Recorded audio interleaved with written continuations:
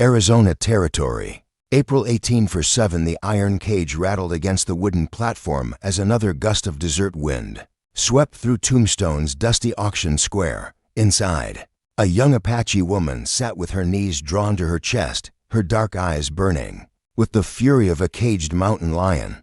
The auctioneer's voice boomed across the crowd of rough miners and cattle ranchers, but his words seemed to fade into the scorching afternoon heat. What caught Ezra McCullough's attention wasn't the bidding war over stolen horses, or the argument about water rights. It was the sight of human dignity being sold like livestock for $2 measly. Before we begin, we'd love for you to watch the story closely and, by the end, rate it out of 10 in the comments. Your feedback helps us understand the kind of stories you enjoy, and it guides us in creating even better content for you. Ezra McCullough had ridden into Tombstone that September morning with nothing more than the intention of buying supplies for his struggling ranch. The 34-year-old rancher had been working his land alone for 3 years now, ever since his wife Margaret had succumbed to fever during the harsh winter of 1844. His weathered hands gripped the reins of his old mare, Patience, as he surveyed the chaotic scene before him. The town square buzzed with activity. Merchants hawked their wares from wooden stalls, while cowboys and prospectors mingled in the shadows of the newly built saloons. But it was the human auction taking place on the raised platform that made Ezra's stomach turn. "What we got here is a fine specimen of Apache stock," hollered Jeremiah Blackwood, the auctioneer whose reputation for cruelty preceded him throughout the territory. "Caught her myself during a raid on their camp up north. Look at them hands, strong as any man's. I reckon the girl couldn't have been more than 19 or 20 years old. Her long black hair hung in tangled braids, and her buckskin dress was torn and stained with dirt. But what struck Ezra most was the defiance in her posture. Even caged and humiliated, she sat with the bearing of someone who had never truly been broken. "Bidding starts at $5, Blackwood announced. The crowd remained largely silent. Most folks in these parts saw Apache people as nothing but trouble, dangerous enemies to be avoided or eliminated, not purchased. A few rough-looking men stepped forward, their intentions clearly dishonorable. $2, called out a grizzled prospector with gold teeth. "That's all she's worth to me. $2 it is. Anyone else?" Ezra felt something stir deep in his chest, a mixture of rage and compassion that he hadn't experienced since watching his wife suffer. Without thinking, he found himself stepping forward. "I'll take her," he said quietly. Blackwood squinted down at him. "You bidding, mister?" "I said I'll take her. $2, the auctioneer shrugged. "Sold to the quiet fella in the back," as Ezra approached the cage with coins in hand. The Apache girl's eyes met his for the first time. He expected to see fear or resignation, but instead found only curiosity and calculation. She was studying him, trying to determine whether he was better or worse than her current predicament. "Keys," Ezra said simply, extending his hand to Blackwood. "Now hold on there, friend. You might want to keep her locked up for a spell. These Apache can be mighty unpredictable." Ezra's blue eyes hardened. "The keys," reluctantly. Blackwood handed over the ring of iron keys. Ezra knelt beside the cage and began working the lock. His hands shook slightly, not from fear, but from anger at what he was witnessing. The lock clicked open. The girl remained perfectly still, watching him intently. "You're free to go," Ezra said in his rough but gentle voice. "I won't stop you." For a long moment, neither of them moved. The sounds of the busy town square faded into the background as they regarded each other. Finally, the girl spoke in heavily accented English. "You buy me to set free? I bought you because no human being should be sold like cattle." She climbed slowly out of the cage, her movements careful and controlled. Even after days of confinement, she moved with the fluid grace of someone accustomed to life in the wilderness. "Where you want me go?" she asked. Ezra hadn't thought that far ahead. He glanced around at the hostile faces in the crowd and realized that turning her loose in Tombstone would likely mean a death sentence. "I've got a ranch about 20 miles north of here," he heard himself saying. "You're welcome to stay until you figure out what you want to do." The girl tilted her head, studying him with those intelligent dark eyes. "Why you help me?" "Because it's the right thing to do. The ride to Ezra's ranch was conducted mostly in silence. The girl who had told him her name was Aiyana, meaning eternal blossom, in her language rode behind him on patience, her arms loosely circling his waist for balance. He could feel the tension in her body, ready to bolt at the first sign of danger or deception. The landscape around them was harsh, but beautiful rolling hills covered in sagebrush, and prickly pear cactus, with the distant mountains rising like purple giants against the endless sky. Ezra had fallen in love with this country the moment he first laid eyes on it. Despite all the hardships it had brought him. "Your woman," Aiyana said suddenly, breaking the long silence. "Where's she?" Ezra tensed. "She died 3 years back. Fever. You live alone?" "Yes, ma'am." "Why you not find new woman?" The question caught him off guard. In truth, he'd been so consumed with keeping the ranch running and dealing with his grief that he hadn't given much thought to remarrying. The few eligible women in the territory seemed to want men with more prosperous circumstances than a struggling cattle rancher could provide. "Haven't found the right one, I suppose," he answered honestly. They continued riding as the sun began its descent toward the western horizon. Ezra found himself stealing glances at his passenger, wondering about her story. How had she ended up captured? Where was her family? What kind of life had she known before being thrown into that cage? As if reading his thoughts, Aiyana spoke. "Again, my people, they all dead. Soldiers come in night, burn everything. I was hunting when it happened.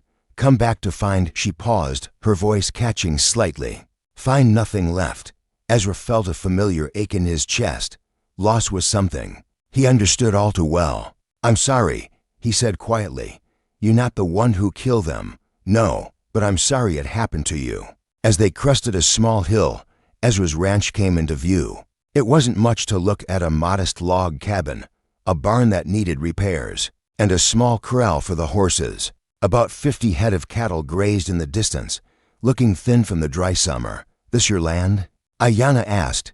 "Every acre as far as you can see in any direction," Ezra replied with quiet pride. "Bought it with money I saved from working." Cattle drives back in Texas. As they approached the cabin, Ezra began to feel nervous. He'd been living alone for so long that he'd forgotten how to be around other people, especially a woman.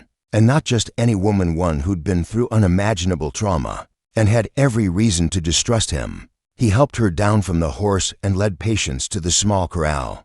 Aiyana stood in the yard, taking in her surroundings with the careful attention of someone accustomed to assessing potential threats and escape routes. "You hungry?" Ezra asked, suddenly realizing he had no idea what Apache people typically ate.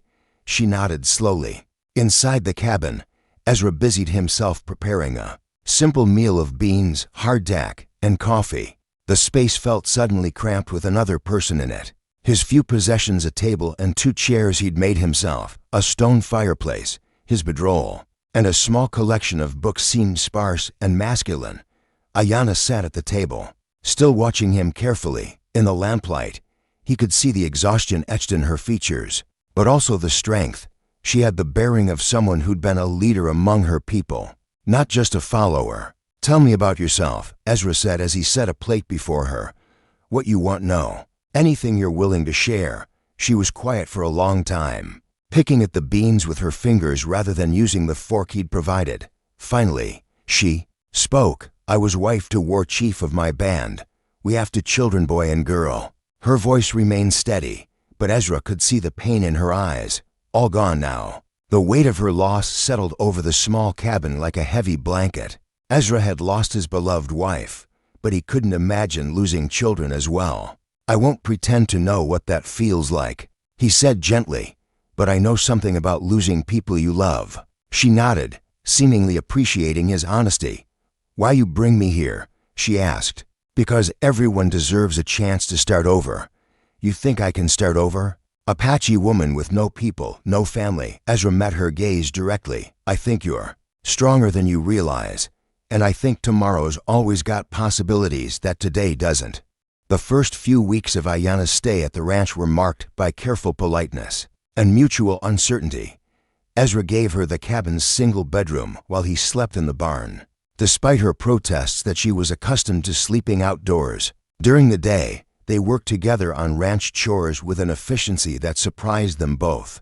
Aiyana proved to be remarkably capable. She could gentle a spooked horse with a few whispered words in her native tongue, track wounded cattle across rocky terrain that would confound most experienced ranchers, and prepare meals from the sparse ingredients in Ezra's pantry that were far more flavorful than anything he'd managed on his own. In return, Ezra shared his knowledge of cattle ranching and the complex web of relationships that governed life in the territory.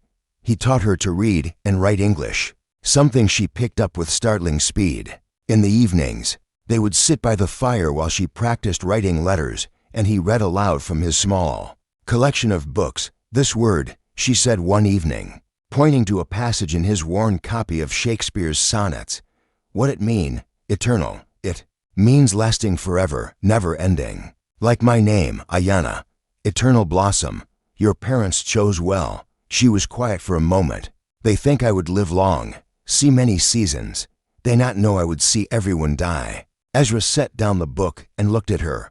Over the past month, her appearance had transformed dramatically. The hollow look of trauma was fading from her eyes, and her natural beauty was becoming more apparent. She'd taken to braiding her hair with strips of leather and had sewn new clothes from fabric he'd purchased on his last trip to town. "You are living long," he said, "and you will see many more seasons." "How you know?" "Because you're here. Because you survived when others didn't. That's got to mean something." As autumn deepened into winter, their daily routine took on a comfortable rhythm. Ezra found himself looking forward to their evening conversations, and he noticed that Aiyana was beginning to smile more often. She had a sharp sense of humor that emerged gradually as her trust in him grew. One snowy December morning, she approached him while he was mending fence. "Ezra," she said, using his first name for the first time, "I want to tell you something." He set down his tools and gave her his full attention. "I know why you helped me that day in town. You have good heart, but I also know you lonely. I see how you look at place where your woman used to be." Ezra felt heat rise in his cheeks. He'd thought he'd been more subtle about his growing feelings for her. "I don't want you to feel obligated," he began. "I not feel obligated. I feel." She searched for the right word in English. "I feel home here, with you. First time since my people died that I feel home." The admission hung between them in the cold morning air. Ezra stepped closer, close enough to see the snowflakes caught in her dark eyelashes. "Are you saying you want to stay? Permanently, I saying? I want build new life. Here, with you, if you want." Without another word, Ezra reached for her hands. They were small but strong, calloused from work but gentle in his grasp. "I've wanted to ask you to stay since the day I brought you here," he admitted. "But I didn't want you to think I expected anything in return for helping you. You not expect. I offer." That evening, they sat closer together by the fire than they ever had before. When Aiyana dozed off against his shoulder, Ezra remained perfectly still, hardly daring to breathe for fear of disturbing the moment. By spring of 1848, Ezra and Aiyana had become true partners in every sense of the word. She proved to have an intuitive understanding of animal behavior that complemented his methodical approach to ranching. Under their combined management, the ranch began to prosper in ways it never had when Ezra worked alone. One warm May morning, as they watched their expanded herd grazing in the distance, Ezra made a decision that had been months in the making. "Aiyana, there's something I want to ask you." She looked up from the wildflowers she'd been gathering, a slight smile on her lips. She'd grown beautiful in a way that took his breath away, not just physically, but with the confidence and peace that had gradually replaced the wounded weariness of their early days together. "You want to ask me be your wife?" she said, matter-of-factly. Ezra blinked in surprise. "How did you? I see how you look at me. Same way my first husband looked at me when we young. And I see you practice what you want say when you think I not watching." Despite his embarrassment, Ezra couldn't help but laugh. "Was I that obvious to me? Yes. But I know you well now." He dropped to one knee in the wildflower meadow, pulling a simple gold band from his pocket, his mother's wedding ring, the only valuable thing he owned besides the ranch. "Aiyana, will you marry me? Will you take my name and help me build something lasting here?" She knelt down to face him. her dark eyes serious. You know what it mean. White man marry Apache woman. People in town, they not understand. They say cruel things. Let them talk. I know what matters. Your children, they be half Apache. Some people never accept them. Our children will be loved and protected. That's all that matters. She studied his face for a long moment, then slowly extended her hand. The ring fit perfectly. Yes, Ezra McCullough, I marry you. I take your name and your ranch in your heart, and I give you mine.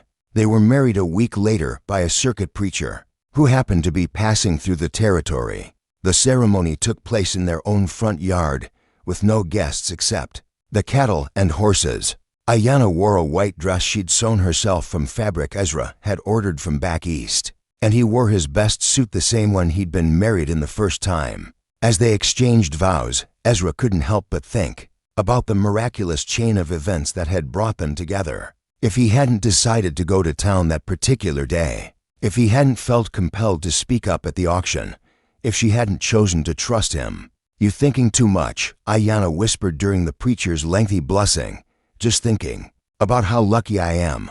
We both lucky. Now pay attention to preacher. As the months passed, Aiyana McCullough, that was now her legal name, proved herself to be everything Ezra could have hoped for in a partner and more. She brought a wisdom to their shared life that came from having experienced both profound loss and unexpected redemption. Their first winter as a married couple was harsh, with snow that lasted well into March and temperatures that killed several head of cattle. But they weathered it together, spending long evenings by the fire planning improvements to the ranch and sharing stories of their past lives. Tell me about your first wife, Aiyana said one snowy night. Ezra was quiet for a moment. This was a subject they'd never fully explored, though he knew she was curious. Margaret was a good woman, he said finally. We met in Texas, got married young. She wanted children badly, but he paused. She lost 3 babies before they could be born. The last one nearly killed her, and then the fever finished what the childbirth started. Aiyana reached for his hand. You love her very much. I did. But it was a different kind of love than what I feel for you. Different how? Ezra struggled to find the right words. With Margaret, everything was planned and proper. We did what was expected of married folks. But with you, everything feels like choice, like we're creating something new every day. That spring brought news that gold had been discovered in California, and the territory began to see an influx of prospectors and settlers heading west. Some stopped at the ranch to rest and resupply, bringing news from the outside world and paying good money for fresh beef. One evening in late June, a family arrived at their door just as the sun was setting. The man was clearly exhausted, his wife was pale and weak, and their 2 young children clung to their mother's skirts with wide, frightened eyes. Begging your pardon, the man said, removing his hat. Name's Thomas Garrett. We're heading to California, but my wife's taken poorly. Wondered if we might rest here for the night. Ezra looked to Aiyana, who was already moving toward the wagon to help the sick woman. Of course, Ezra said. Bring her inside. They spent the next 3 days nursing Mrs. Garrett back to health while entertaining her children and helping Mr. Garrett repair his wagon. When the family was ready to continue their journey, Thomas Garrett pulled Ezra aside. I can't thank you folks enough for your kindness, he said. Most people wouldn't have taken in strangers, especially, he glanced toward Aiyana, who was packing food for their journey. Especially what? Ezra's voice carried a warning edge. Well, you know, with her being Apache and all, folks around here got strong feelings about Indians. My wife, Ezra said slowly and distinctly, is the finest person I've ever known. Anyone who has a problem with that can take it up with me directly. Garrett raised his hands placatingly. No offense meant, friend. I'm just saying you're both braver than most. After the family departed, Aiyana found Ezra sitting on the porch, staring out at the sunset. You troubled by what he say? She asked. Not troubled, just reminded of how the world sees us. She settled beside him on the wooden bench he'd built. You regret marrying me? Never. The word came out fiercely. I just hate that you have to deal with people's ignorance. I deal with ignorance all my life. But now I have someone who stand with me against it. That make all difference. That autumn, Aiyana began to show signs of pregnancy. They were both cautiously excited, having learned not to take anything for granted. As her belly grew, Ezra found himself becoming fiercely protective in a way that surprised even him.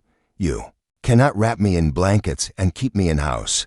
Aiyana laughed one morning when he tried to discourage her from helping with the cattle. "Apache women work until babies come. Well, you're a McCullough woman now, and McCullough women take care of themselves. I am Apache McCullough woman. I do both." Their son was born on a clear February morning in 1849. With only Ezra and a midwife from town in attendance, the baby was healthy and strong, with his mother's dark hair and his father's blue eyes. "What should we name him?" Ezra asked, cradling the infant carefully. Aiyana smiled tiredly. "In my language, his name is Nalnish. It means he is working. But for white world, we call him Nathan. Nathan McCullough," Ezra said, testing the name. "I like it." As he looked down at his son, Ezra felt a profound sense of completion. This child represented not just the continuation of his bloodline, but the merging of two cultures, to histories, to ways of seeing the world. Over the following years, the McCullough Ranch became known throughout the territory as a place where travelers could expect fair treatment regardless of their background. Ezra and Aiyana raised 3 more daughters they named Aiyana and Rosa, and another son they called Daniel. The children grew up bilingual, equally comfortable with Apache traditions and frontier American customs. Aiyana taught them to track animals, read weather patterns, and understand the language of the natural world. Ezra taught them to read and write, manage cattle, and conduct business with integrity. By 1855, their ranch had grown to encompass nearly 10,000 acres and employed a dozen cowboys. Ezra had become a respected voice in territorial politics, while Aiyana had earned recognition for her skill in treating both human and animal ailments with traditional Apache medicines. One evening, as they sat on their porch watching their children play in the yard, Aiyana brought up a subject that had been on her mind for months. "Ezra, I want to tell you something important." He looked up from the ledger he'd been reviewing. "What's on your mind?" "I've been thinking about that day in Tombstone, when you buy me from that terrible man." "What about it? You remember what you tell me. You say everyone deserves chance to start over." "I remember. You give me more than chance to start over. You give me new life, new name, new family. But most important, you give me choice every day. Since that day, I choose to be here. I choose to be your wife, mother to your children." Ezra reached for her hand, still moved by her words after all these years together. "And I choose you too," he said. "Every morning when I wake up, every evening when I come home from the range." Their oldest son, Nathan, now 6 years old, came running up to the porch with a question about the stars that were beginning to appear in the darkening sky. As Aiyana began explaining the Apache stories associated with various constellations, Ezra marveled at the richness their blended heritage brought to their children's lives. Later that night, after the children were asleep, Ezra made an announcement that surprised even him. "I've been thinking about changing how we do things around here," he said. "What you mean?" "I want to put the ranch in your name to legal-like. Half of everything we've built should belong to you." Aiyana stared at him in astonishment. "Ezra, that's not how things done. Ranch belong to husband, not this ranch. This ranch belongs to the partnership that built it. That's you and me, equal partners." The next week, they rode into town to have new legal documents drawn up. The lawyer, a thin man named Hutchins, was clearly uncomfortable with the arrangement. "Mr. McCullough, I have to advise against this course of action. Should something happen to you, your wife's background might make it difficult for her to maintain control of the property. Then I guess we'll have to make sure the documents are ironclad," Ezra replied firmly. When they emerged from the lawyer's office, Aiyana was holding papers that made her a legal owner of one of the largest ranches in the territory, probably the first Apache woman to hold such a position. "You realize what you just do?" she asked as they prepared to ride home. "I gave my wife what she's always deserved, recognition for everything she's contributed to our success." That evening, as they celebrated with a special dinner, their son Nathan asked a question that would stay with Ezra for years to come. "Papa, Why is Mama different from other ladies in town? Ezra and Aiyana exchanged glances. They'd been preparing for this conversation, knowing their children would eventually notice the way some people looked at their family. What do you mean, son? Well, she talks different sometimes, and she knows things the other ladies don't know, and sometimes people stare at us when we go to town. Aiyana knelt down to Nathan's level. I different because I born Apache. My people have different ways of seeing world, different language, different customs. But different not mean bad. Different means special. Are we special too? You very special, she said, gathering him into her arms. You have best of both worlds, Apache. Wisdom and white man's opportunities. That make you strong in ways other children not understand yet. Ezra watched this exchange with deep pride. His wife was raising their children to be proud of their heritage, while preparing them for the challenges they would inevitably face. 20 years later, in 1867, Ezra McCullough stood on the same porch where he'd had so many important conversations with his wife, now 51 years old. His hair was silver and his hands were weathered from decades of ranch work, but his eyes still held the same kindness that had compelled him to speak up.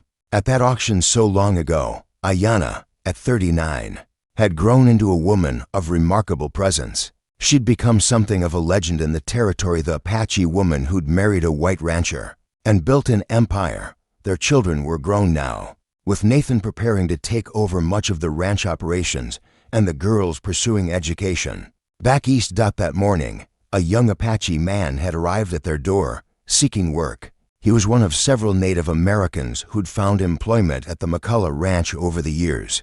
Drawn by Aiyana's reputation for fairness and Ezra's willingness to judge people by their character, rather than their background, reminds me of another lost soul who showed up here once, Ezra said, watching the young man work with the horses.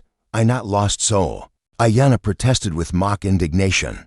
I was warrior woman who let herself be rescued by a handsome rancher. Is that how you remember it? That how I choose to remember it?